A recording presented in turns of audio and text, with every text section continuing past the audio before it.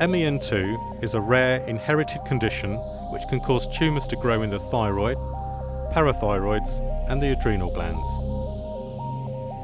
MEN2 can be divided into three subtypes: MEN2A, MEN2B and familial medullary thyroid cancer, or FMTC for short, in which only the thyroid gland is affected.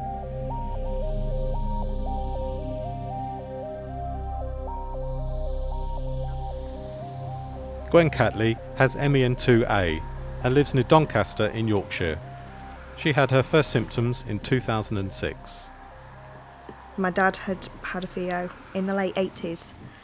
2 years before I was diagnosed with the VO, I started with severe abdominal cramps, which they thought was polycystic ovarian syndrome, or the last one they thought it was endometriosis. I had a laparoscopy a year before I was diagnosed with the VO, and they basically told me I was a bit of a wimp and there was nothing wrong with me, go home. Pheochromocytoma, or pheo for short, are adrenal tumours and occur in around 50% of MEN2 patients. These are the first tumours to present in about a quarter of cases. Jo Gray is an MEN2A patient and lives with her family near Tunbridge Wells in Kent. Originally, I began to be ill after the birth of my daughter. This is 1996 now. I had very sudden headaches and they were absolutely unbearable. They died off after a few weeks, so by the time I saw a migraine specialist, it had all but finished and we put it down to pregnancy hormones. Until I had my son in 1999 and the migraine attacks, as I called them then, started again when I was 7 months pregnant. My son arrived a month early after 12 separate attacks during the night. And I think I must have been in bed for several weeks after the birth with very sudden migraine attacks. I was feeling very, very ill. I lost lots of weight and I could eat lots, which was fantastic. I could eat as much as anybody else. So I started going to the GP just to say, look, something's not right here. And I started my period at the time as well, and I was on for 2 months solid, even though I was on the pill. So they carried on doing tests. One doctor even accused me of being an alcoholic because my liver test was showing that there was something not quite right, but it was alcoholic signs. And in the end, it became an appointment with a doctor that actually knew the family history. 3 weeks later, I was diagnosed with FEO. I felt quite depressed and couldn't manage the children very well. At various points my blood pressure was taken and it was extremely high, but nobody seemed to twig that was abnormal for some reason. I'm not quite sure why. I slipped through the net there. When my son was about 9 months old, the attacks began to include vomiting, and I just could not look after the children myself. My neighbours stepped in and helped out an awful lot. During the whole time I was repeatedly going back to my GP and was told that I was probably postnatally depressed and that this was causing the vomiting, the depression, the not feeling very well generally. Ultimately I was almost incoherent and was sent to a psychiatric hospital.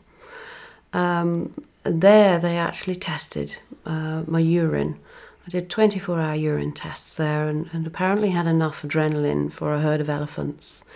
And they obviously thought then that something not quite right with this woman. She's depressed because she's not very well.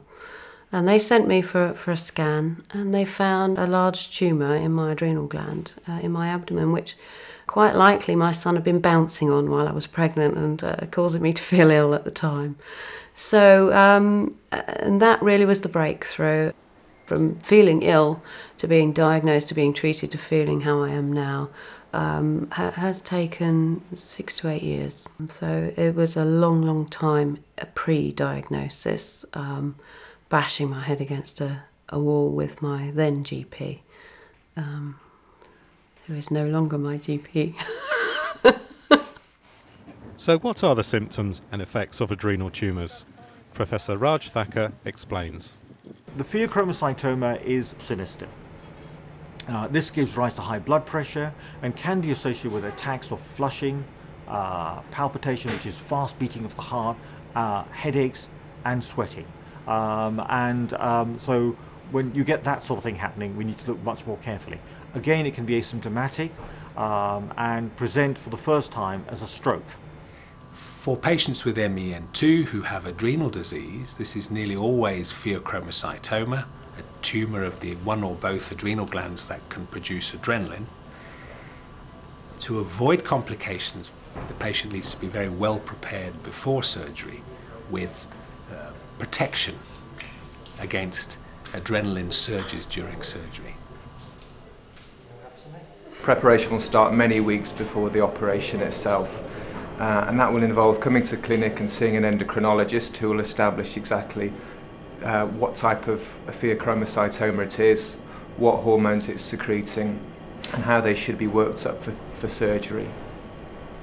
The anaesthetist will get involved at quite an early stage to decide whether there's any additional investigations that are going to be required and assessing the patient's fitness for anaesthesia and surgery.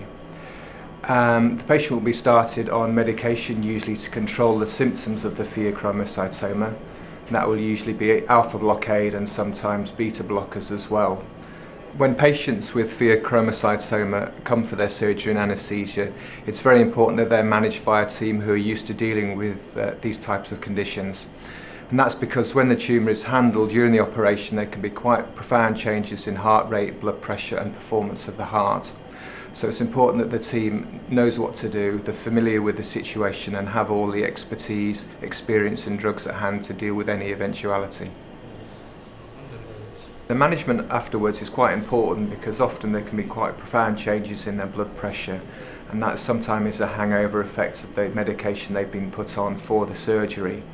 So they may require to have their blood pressure increased by special drugs, drips on the high dependency unit.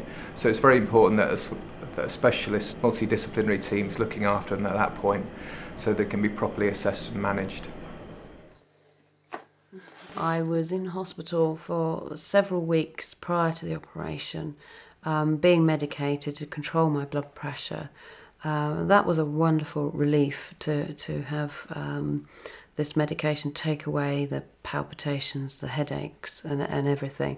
It left me very tired and very dizzy when I stood up, and I had to take everything very slowly. But once that had been done, I went down for surgery. They made a large incision across my abdomen and removed a very large tumour from there.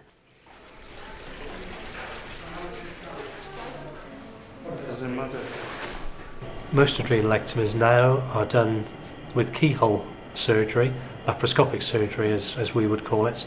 Most patients will have a small incision where the gland is actually removed, perhaps no more than 3 centimetres across, and then a number of incisions, perhaps 5 to 10 millimetres at most, in order to insert instruments to remove the gland. My surgeon was hoping to be able to go through my back, do keyhole surgery through the back. I informed him that would not be happening, as I'd just had a new tattoo and it wasn't quite finished and he wasn't ruining it yet. He wasn't too impressed, but once he saw the tattoo he was quite happy and he said, okay, that's not a problem as long as I can have a picture of it. So I said, fine, you can have a picture of it and I don't mind. And he went through the front. It went well and I was home about 3 days later. I spent under 24 hours in the intensive care unit where they monitored blood pressure and absolutely everything. And I was kept sedated during that time anyway. And I was out within 14 days in total, after which I just felt fantastic and life started to get back to normal until I was then told that I should have a DNA test and also a test on my thyroid. Then my mother and son were diagnosed as well. As the name suggests, medullary thyroid cancer forms in the thyroid gland. Almost all patients with MEN2 will develop medullary thyroid cancer. So what is the current recommended surgery? Treatment of patients with MEN2 nearly always will require intervention for medullary thyroid cancer, either in patients to stop them developing medullary thyroid cancer or treating medullary thyroid cancer that has already started. And this requires removal of the thyroid gland and in many cases the lymph glands around the thyroid. From my last scan, they had thought that there was nothing wrong with the thyroid glands. They were looking completely normal, but with the MEN2A diagnosis, they just wanted to check that there was nothing there. So we went for an ultrasound scan on my neck, where they did find 3 nodules, but they weren't that bothered about them. They just said, let's do a biopsy and we'll wait and see. I was more scared of having my thyroid removed than I was of having my stomach cut open.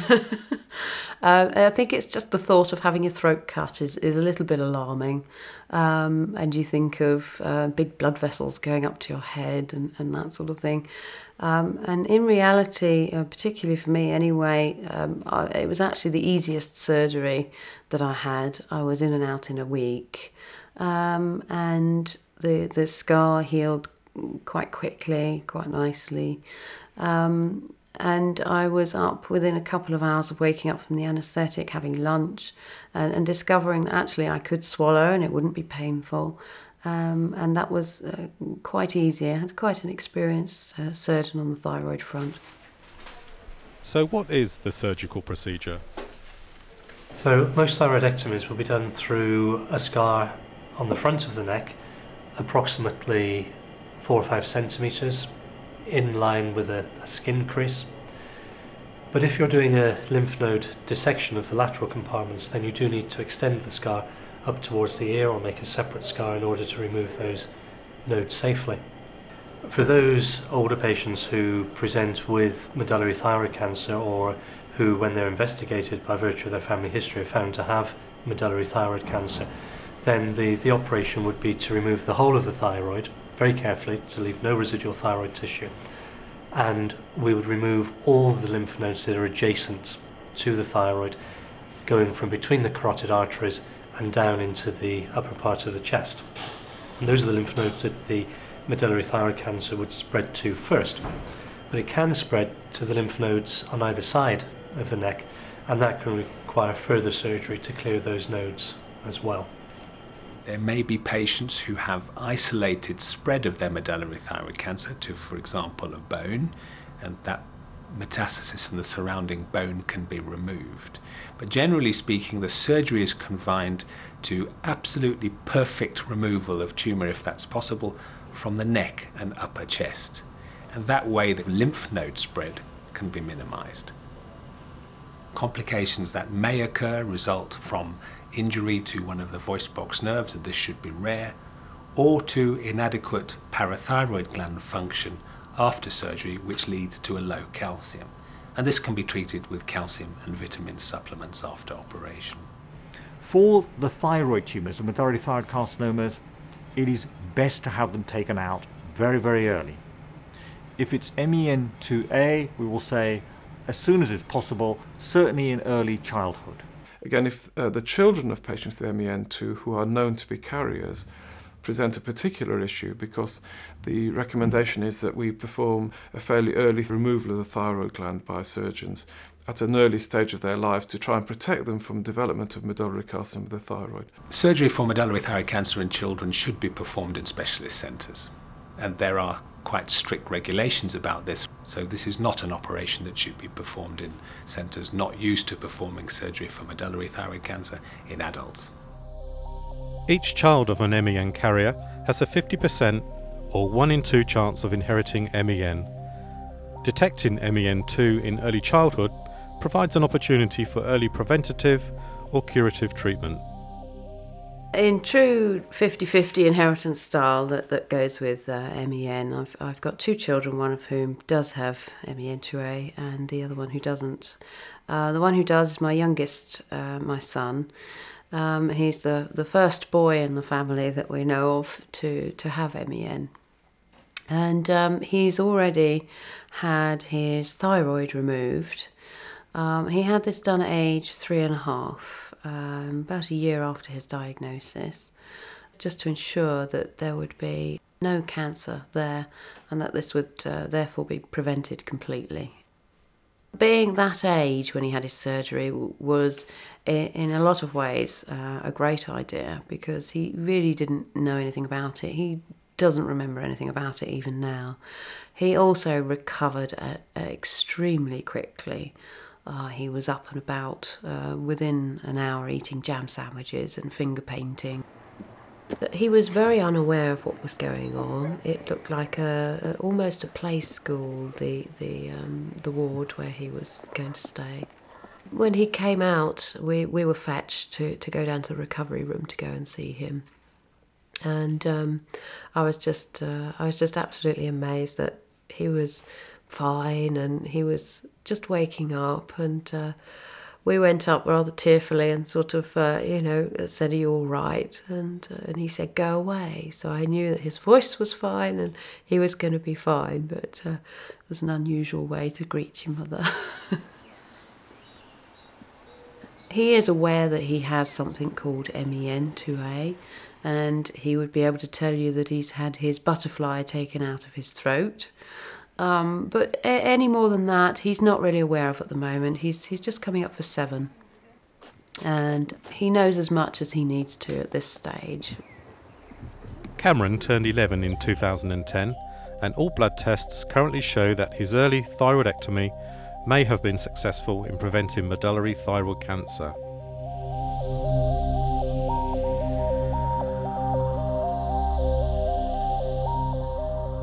MEN2B is similar to MEN2A, but with some added features involving skin particularly and bone structure.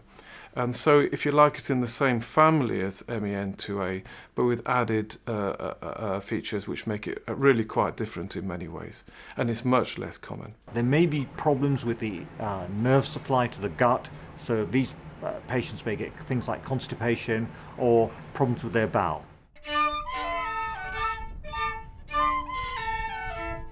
Anne Wood and Anthony O'Flaherty live near Scurry in the far northwest of Scotland with their 3 children. One of them, Gilly, has MEN2B.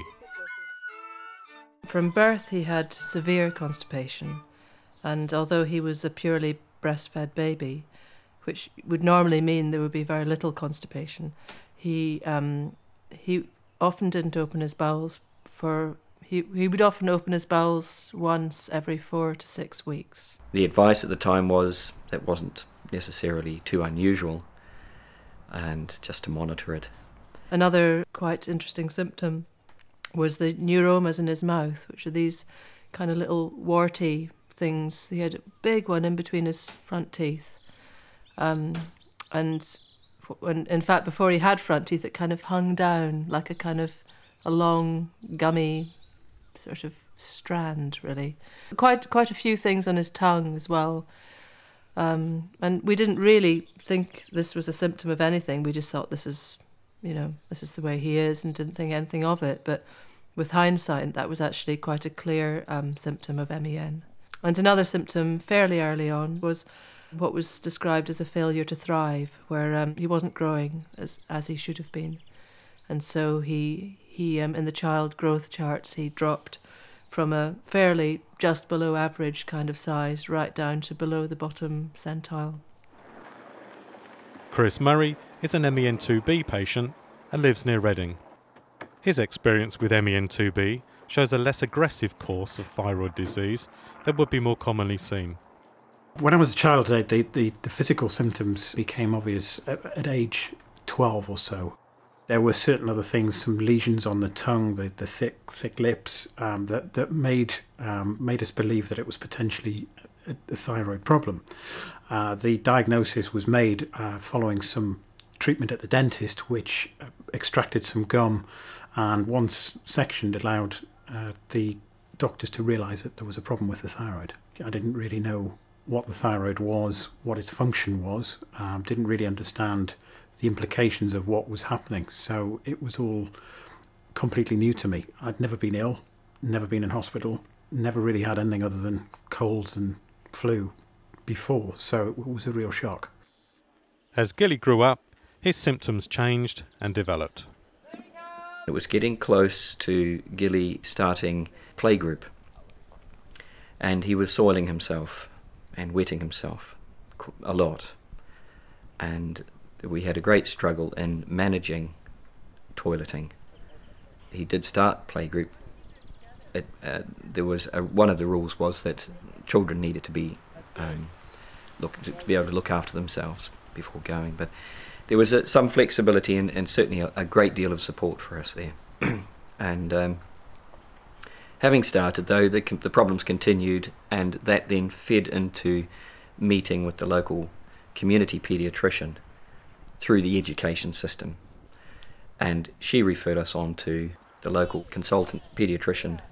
And he started to take us on, and he didn't repeat all the tests. We had the notes from London, but we saw him numerous times about the constipation, and then he was seen by a endocrinologist who was visiting from Edinburgh, and that didn't actually reveal anything the first time, but we saw another endocrinologist, the second clinic, and she started to get really excited about the combination of something we hadn't actually picked up was a issue with Gilly at all, which was he has quite big fleshy lips. We just thought that this is how he is, but they are particularly big and fleshy. And she talked about there being a condition which combines symptoms of mouth neuromas, big lips, and bowel problems. And she got quite animated and taking photos of his lips in her mobile phone and to show to colleagues. And she tested him, and the next thing we knew is that he had this diagnosis. I think we were fortunate in that our paediatric endocrinologist who diagnosed him had met a case of MEN in Australia, and so because she'd had a personal experience of this, it had come to her. Hello. Within days of the tests ending, my parents sat me down, explained the situation. I went to see the general surgeon, John Fondon, who was going to carry out the surgery, and he explained the process, the situation, and the fact that we needed to do it fairly quickly. There was potentially a risk that this might spread, and therefore we needed to progress fairly quickly with surgery. Obviously I was at school at that point, so in effect school and life in general was put on hold until this was resolved. But within 10 days, 2 weeks, I was in hospital in a general ward waiting for surgery to take place. It was all quite a scary experience, because at 12 or 13 years old I really didn't fully understand the implications of what was about to happen to me. And a simple extraction of a piece of gum suddenly led on to an awful lot more. The recovery time was probably a couple of weeks at home with elastoplasts and the like covering my neck, and the actual scar still remains very slightly. You can just see where the surgery took place. I think the biggest problem I had was the fact that I was still relatively young, still had no concept of surgery at that point, so it was all a daunting experience as a child, and it took me some time to recover mentally more than physically. The paediatrician phoned. He asked if we would like to come in and see him, or would we like to receive news over the phone. He was very sensitive. He told us on the phone that he had MEN2B. As I remember, he avoided the word cancer, or he played it down. He said that there is a potential for cancerous growths. I was confused as to whether is MEN cancer or does MEN lead to cancer, and just trying to get our heads around it. It seemed extremely complex. The big C word it's a very emotive word, and he played it down, and so we played it down too. We didn't really connect with perhaps the rarity of it, and also the potential difficulties. We were told immediately that he'd be having an operation to have his thyroid taken out, and that would be happening. They were going into planning that immediately. So there was a sense of urgency about it, so there wasn't a lot of time to worry or to kind of dwell. You know, it was action time, and we just kind of went with it, really.